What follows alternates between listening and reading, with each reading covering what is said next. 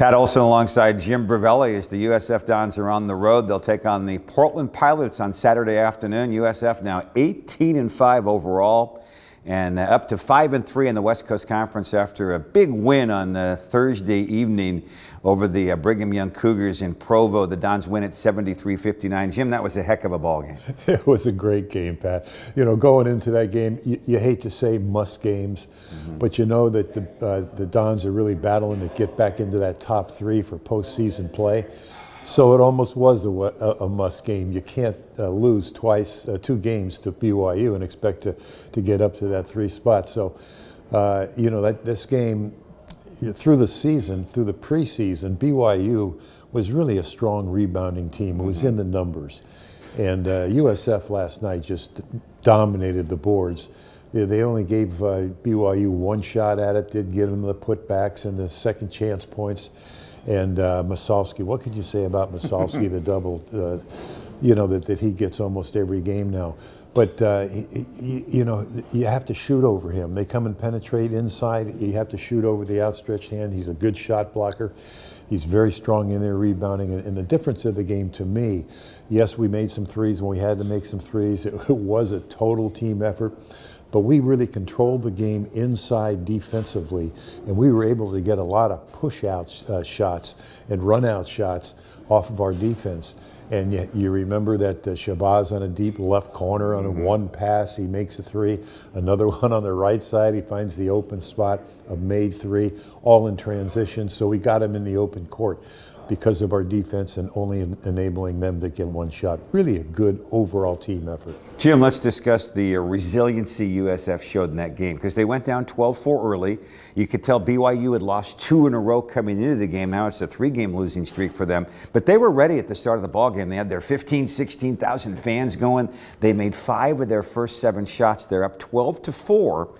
But USF was not fazed. In fact, at that point, they turned the game totally around. The rest of the half, they outscored Brigham Young 36-13. It was an amazing flip in that game. It was incredible, and the flip was early because you're down early.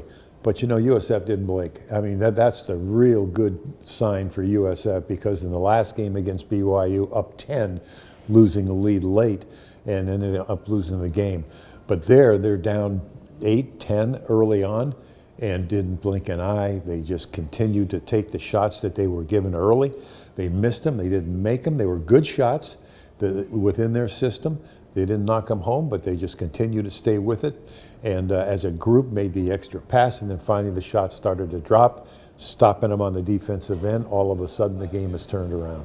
You know, Jim, there's a big bunch now, a group right there, and, you know, 3, 4, 5, 6 in that race for the top 3 seeds, if you will, the top part of the West Coast Conference. And we've talked about this all year. The so-called pundits, the experts, have had 4 West Coast Conference teams going to the NCAA tournament. But those aren't the guys that make the selections. And, you know, those conversations we were having were in December, January. We're still just now in early February.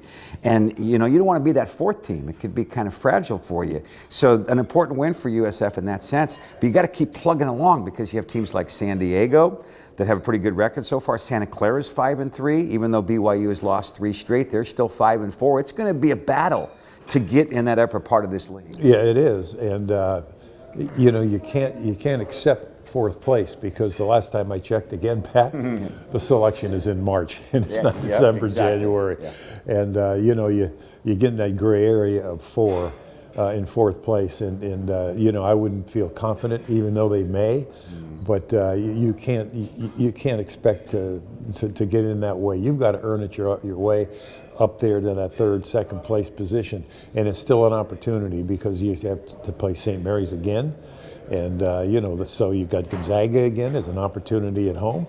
Gonzaga being what they are, but still, it's an opportunity, and you never know. You got to play the game. That's why you play the game. You know, so I look forward to it. You know, USF takes on Portland Saturday afternoon right here in the Rose City Gym. And, you know, you come off an emotional win over BYU. USF will be probably a fairly prohibitive favorite. But I like the way Coach Golden addressed the team in the hotel lobby when they came in after the Thursday night charter. This is a business trip, guys. It's a 2-game trip, not just a 1-game trip, right? The team's got to keep plugging along. Well, I can remember when we played Gonzaga at Gonzaga. Gonzaga, and then one of the commentators for Pepperdine said, you're in a trap game.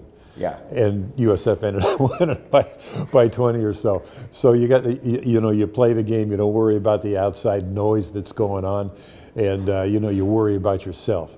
And with the University of Portland, they have a new coach, a very young, good, bright coach, solid, and bringing this program back to respectability, and he's doing a great job. So with USF, you go in there, you worry about your own program, you worry about how you play on the road, and take care of business. You mentioned the new coach at Portland, Shante Leggins, Bay Area guy, played at Cal, and ended up his career at Fresno State, coached at Eastern Washington for a long time as an assistant, and then the head guy.